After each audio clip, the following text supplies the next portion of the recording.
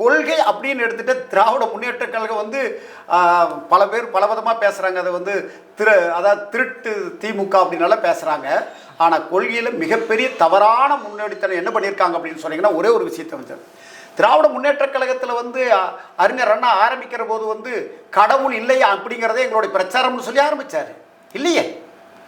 அல்லது அறிஞர் அண்ணாவுக்கு அடுத்து பேரை வச்சு அனைத்து இந்திய அண்ணா திராவிட முன்னேற்ற கழகம் ஆரம்பிக்கிற போது ஏதாவது வந்து புரட்சி தலைவர் ஏதாவது சொன்னாரா?